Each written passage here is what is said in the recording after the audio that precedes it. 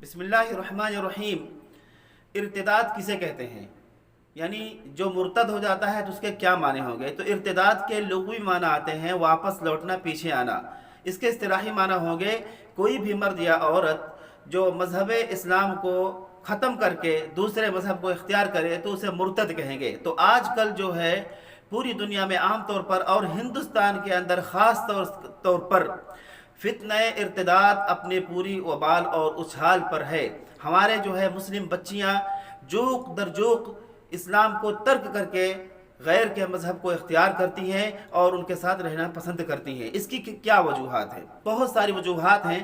سب سے پہلے دیکھیں کہ نکاح میں جو بہت ساری حدیث لوگ پڑھتے ہیں، احادیث کو پڑھتے ہیں، ہمارے جو نکاح پڑھنے والے ہوتے ہیں، ان میں ایک حدیث یہ ہے، ان اعظم النکاح برکتا ایسرہ مؤونہ، سب سے بہترین اور عظیم ترین نکاح وہ ہے اللہ رب العزت کے نزدیک جو سب سے کم خرچ پر ہو جاتا ہو۔ یہ حدیث ہم پڑھتے ہیں اور یہ اصل سنت ہے، لیکن اس کو ہم لوگوں نے اتنا پیچھے چھوڑ دیا، پڑھتے تو ہیں لیکن اس پر عمل نہیں کرتے۔ تو بہت ساری وجوہات ہیں۔ 2017 میں ایک ہندو تنظیم نے اعلان کیا تھا کہ 2100 مسلم بچیوں کو ہم ہندو گھرانے کی بہو بنائیں گے۔ انہوں نے 2017 میں یہ اعلان کیا تھا۔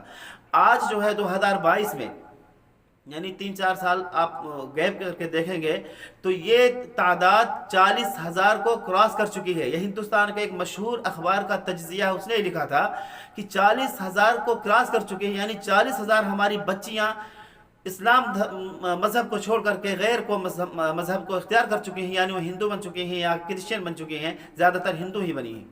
اس کی وجوہات بہت ساری ہیں۔ میں یہ نہیں کہتا کہ کالج میں آپ پڑھانا چھوڑ دیں، اپنی بچیوں کو کالج میں پڑھائیں، لیکن ان کی سیکیورٹی کے ساتھ، ان کا پورا خیال کرتے ہوئے، ان پر پوری نظر رکھتے ہوئے ان کو پڑھائیں، اگر مناسب آپ کو لگتا ہے، آپ کو ماحول ٹھیک ملتا ہے تو۔ ورنہ ایسی پڑھائی بیکار ہے جو آپ کے ایمان کو ہی سلامت نہ رکھے، آپ کے ایمان کو ختم کر دے۔ ایسے پڑھانے سے بہتر ہے کہ انسان اپنے بچوں کو جاہل ہی رکھے۔ تو بہت ساری وجوہات ہیں، اس میں سے ایک وجہ یہ ہے اسلامی احکام سے انحراف۔ اسلامی جو احکام ہیں، شریعت نے جو ہمارے پر احکام لاگو کیے ہیں اس سے چھوڑ دینا، اس کو ترک کر دینا، یہ ایک وجہ، پہلی وجہ۔ دوسری وجہ ہے بر وقت نکاح نہ کرنا، بر وقت نکاح کا نہ ہونا، یہ بھی وجہ ہے ارتداد کی۔ تیسری سب سے بڑی وجہ ہے جہیز کا لین دین۔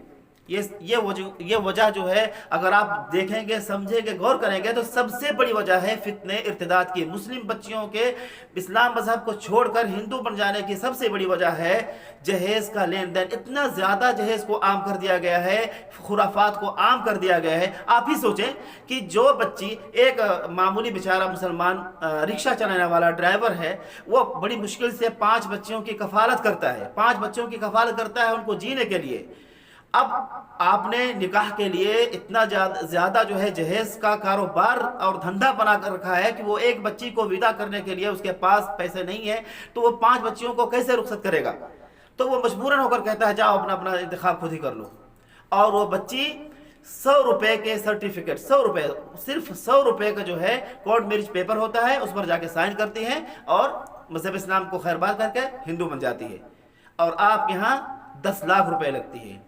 آپ ہی بتائیے کوئی غریب بچی 10 لاکھ جہاں پر خرچ ہو رہا ہے اس کو اختیار کرے گی، یا 100 روپے کی چیز جہاں پر اسے 100 روپے میں اس کو ایک زندگی مل جا رہی ہے اس کو اختیار کرے گی؟ اس کے ذمہ دار تمام مسلمان ہیں، ہم سب مسلمان ہیں۔ ہمیں ضرورت ہے اس بات کی کہ اس جہیز کی لعنت کو ختم کریں، ورنہ وہ دن دور نہیں کہ عنقریب ہندوستان کے اندر خاص طور سے ہماری مائیں اور بچیاں جو ہے نا وہ ہندو بچے کو جنم دے گی۔ اس بات پر غور کرنے آپ، اور ابھی غور کرنا ہے ہماری ملی تنظیمیں ہیں کہاں؟